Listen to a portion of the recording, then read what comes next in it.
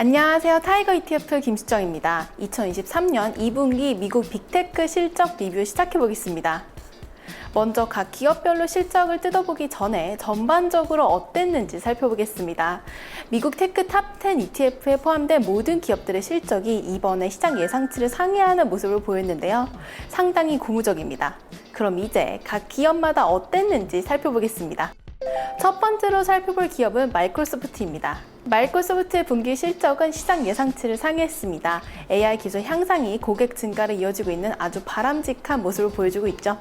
물론 AI 기술에 대한 부분이 주가에 선 반영되었기 때문에 단기 주가 상승 여력은 제한적이지만 장기적으로 AI로 인한 성장성은 긍정적입니다. 아쉽게도 클라우드 산업은 성장성이 둔화된 것으로 나타났습니다. 하지만 AI 기술을 탑재 중이라고 알려진 만큼 앞으로의 기술 증진에 따른 클라우드 사업 부문의 턴어라운드도 기대해 보겠습니다. 애플의 실적 발표는 시장에 충격을 안겨줬습니다. 2분기 실적은 시장 예상치를 상회했지만 3분기 가이던스가 시장 기대치에 미치지 못했기 때문이죠. 이에 애플 주가는 실적 발표 이후 소폭 떨어졌습니다. 계절적 영향과 스마트폰 업황 부진으로 아이폰 매출이 역성장했지만 애플의 성장성이 전반적으로 크게 훼손되었다고 보이지는 않습니다. 앱스토어, 애플 뮤직, 애플 TV, 애플 아케이드 등이 포함된 서비스 부분 매출액은 전년비 8.2%나 늘어났기 때문이죠. 경기 둔화로 인한 IT 기기 매출 부진으로 단기적인 변동성은 높아질 수 있지만 애플의 소프트웨어는 여전히 성장 중입니다. 다음은 구글입니다.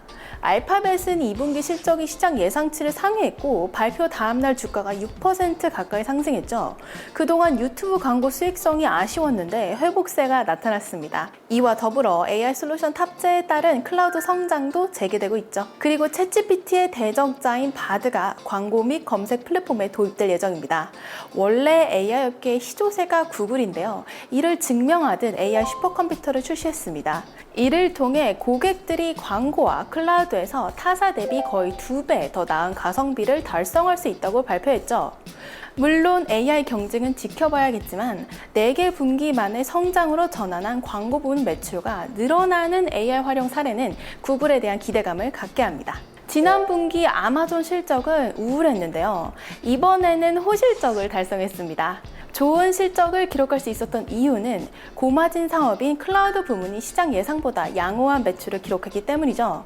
그리고 커머스 부분도 괜찮았습니다. 상반기 배송의 효율성을 높이기 위해 진행한 풀필먼트 네트워크 최적화 작업은 성공적이었고 비용 축소도 실적에 도움을 줬습니다. 이제 아마존은 드넓은 미국에서도 당일 혹은 2길 배송을 유일하게 할 수 있는 기업으로 거듭나고 있는데요.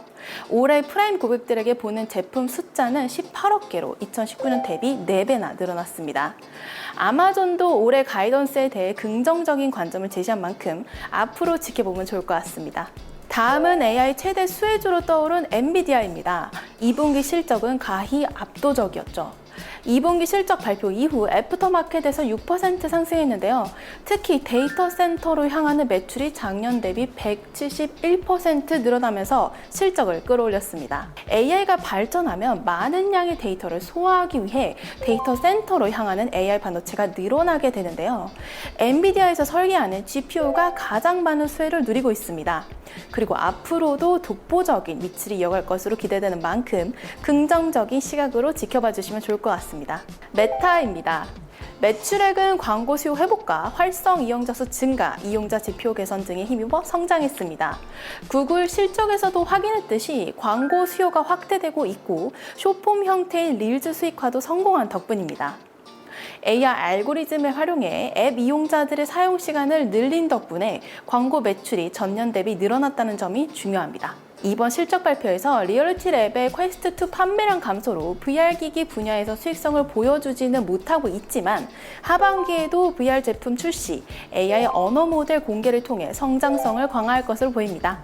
테슬라 매출은 컨센서스를 상회했으나 영업이익은 부진했습니다. 지난 영상에서 말씀드린 것처럼 요즘 테슬라는 당장의 수익성보다는 시장 점유율 확대에 초점을 맞춘 듯합니다. 그래서 가격 인하로 전기차의 이익은 훼손됐지만 테슬라는 아랑곳하지 않는 모습이죠. 그래도 테슬라가 의도했던 대로 자동차 판매량은 크게 증가했습니다. 전년비 86% 늘어났죠.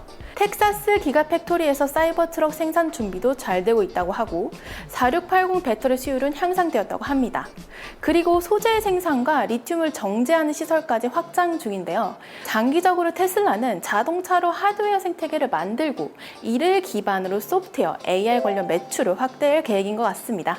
지난 영상에서 브로드컴 역시 AI 수혜주라고 말씀을 드렸는데 기대감은 여전합니다. 이번 분기의 양호한 실적도 AI 네트워크형 차세대 제품에 대한 기업들의 수요 덕분입니다.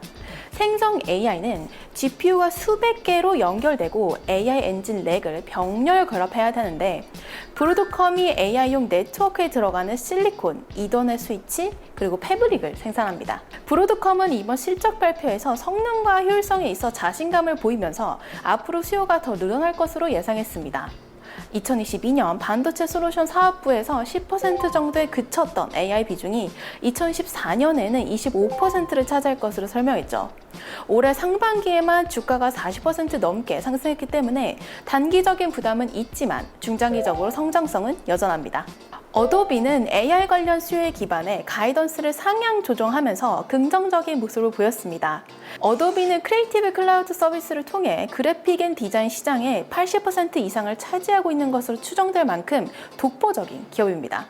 최근 포토샵, 일러스트레이터, 파이어플라이 등 콘텐츠 제작 제품에 AI 기술을 통합하면서 전 사업 부문에서 걸쳐 신규 고객 유입이 확대됐습니다. 이와 더불어 이번 분기 270만 주의 자사주 매입을 진행했고 10억 달러의 자사주 매입 계획을 발표했습니다.